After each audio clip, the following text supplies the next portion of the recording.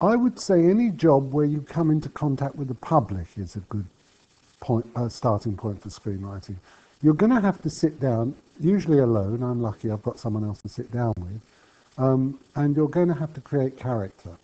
And that character, more or less, is going to sell your screenplay. Is the reader engaged with that character? Does the reader care enough what happens to the character and the journey on which that character is going to take? If the answer is yes, yes, and yes, you'll sell it. Of course, coupled with that, you're then going to need a great story. What is his story? My story was very interesting. For example, just in terms of a screenplay, not that I've written it, a journalist who works on a national Sunday newspaper is sent off to investigate the biggest train crash that the capital has ever seen, only to discover his father's in the second carriage.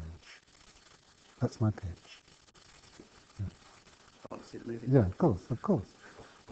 And it should be that simple.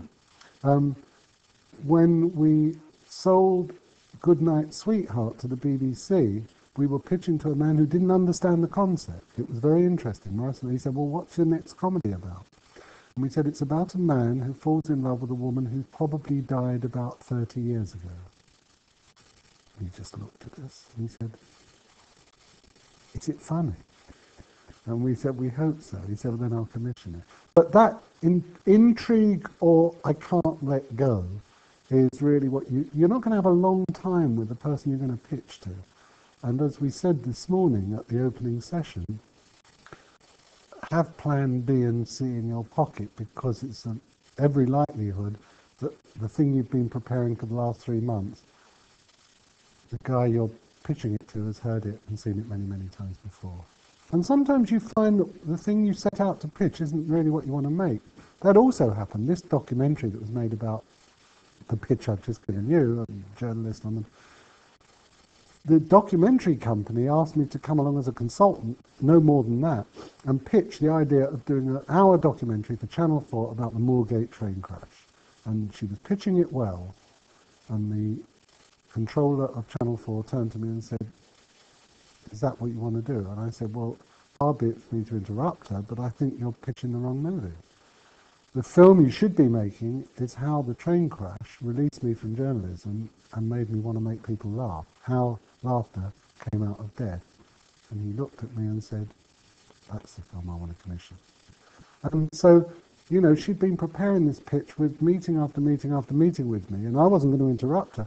But sometimes when you're sitting in that person's office, a spark comes that you hadn't thought of. And I'll illustrate this. When Morris and I ran our own independent company, and for a while it was the biggest one there was in the country, you would inevitably meet a new writer. And the writer would say to you, you know, I've got this great idea. And he'd pitch it to you. And you'd say, yeah, it sounds quite interesting. You know, and the two guys working a travel agent, yeah, and he said, yeah. And where does the series go? And you ask all the usual questions, and how does it develop, and why is this one there?